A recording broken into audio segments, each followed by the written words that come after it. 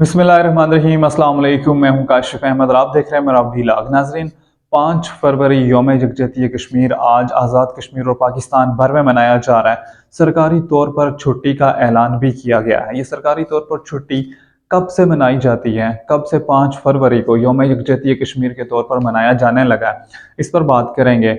और वैसे तो अगर हम तारीख का मुताला करें तो 5 फरवरी को कोई ऐसा वाक़या रौनमा नहीं हुआ जिसकी बेस बनाकर 5 फरवरी को यौम यकजहती कश्मीर के तौर पर मनाया जाए। कश्मीर की जो आज़ादी की तहरीक है वो बहुत पुरानी है। 1930 से बात करें तो आप तब से ये चीज़ें चलती आ रही हैं। मगर फरवरी में पहली बार, फरवरी के आखिरी हफ्तों में जो ज़ुल्फ़िकार अली भुट्टो साहब थे, उन्होंने एक ख़ास दिन यौम यकजहती कश्मीर के तौर पर मनाने के लिए वक्फ़ किया।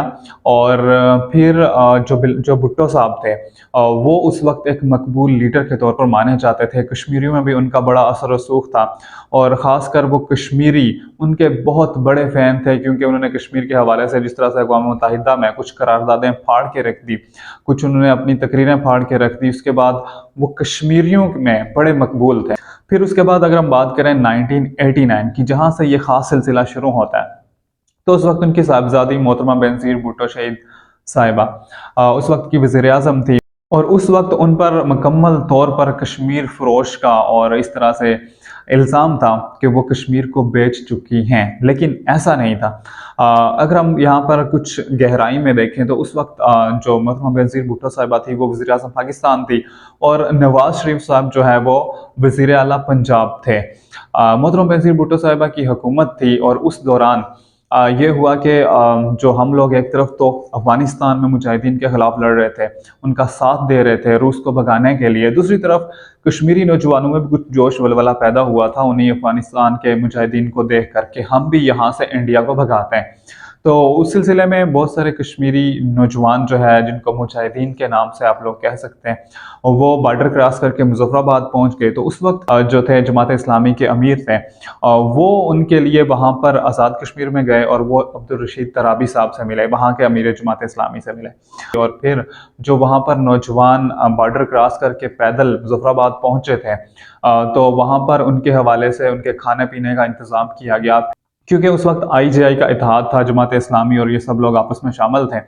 तो उन्होंने ये किया कि नवाज शरीफ साहब से रिक्वेस्ट की, वज़ीर आला पंजाब से, कि आप इनके लिए रहने का इंतज़ाम करें। चनाचे उन्होंने मरी रोड पर 6 रोड के पास एक हॉस्टल को खाली कराया, जो कि मेडिकल कॉलेज का एक हॉस्टल था, और उसमें उन नौजवानों को रखा गया। और फिर इसी दौरान आप यूँ कह लें कि 31 दिसंबर को जो है वो राजीव गांधी पाकिस्तान तशरीफ़ लाए और फिर दोनों वज़ीर आज़म ने उस वक्त एक तकरीब में ख़िताब किया। और फिर एक ख़िताब में जो है वो उनसे पूछा गया, राजीव गांधी से, कि कश्मीर के हवाले से एक सवाल किया गया, तो उन्होंने उस पर जो है वो बिल्कुल दो टोक अल्फाज में कहा कि कश्मीर पर बात अब हो ही नहीं सकती, क्योंकि कश्मीरियों ने गुज़श्ता इलेक्शन में अपनी किस्मत का फैसला कर दिया है।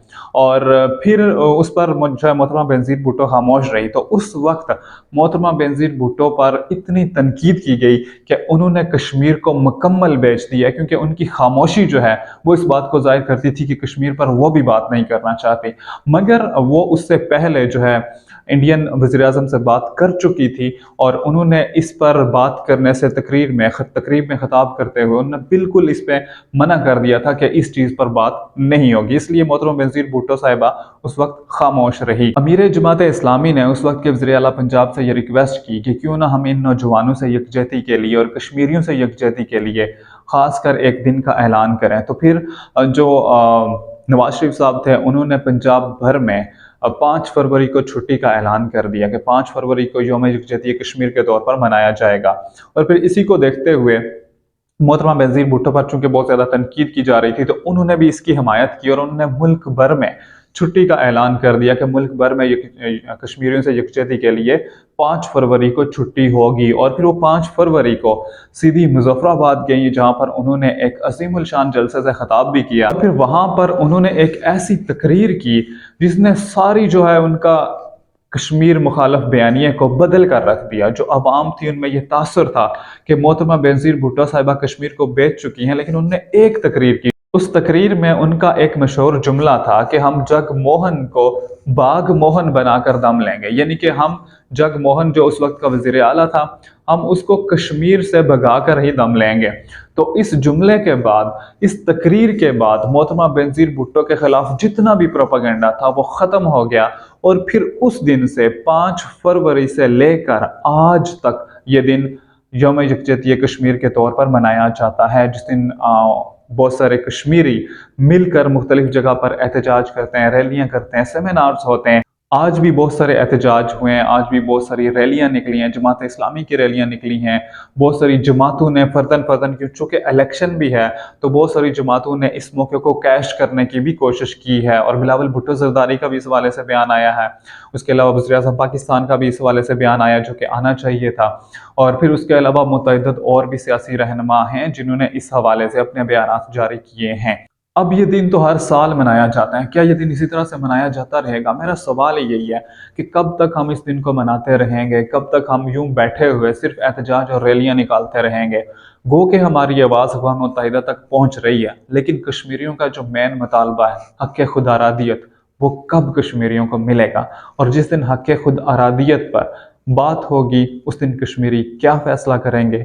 ये बहुत अहम सवाल है, ये मैं आप पर छोड़ता हूँ। इसी के साथ इजाज़त दीजिएगा। अल्लाह ने के बाद।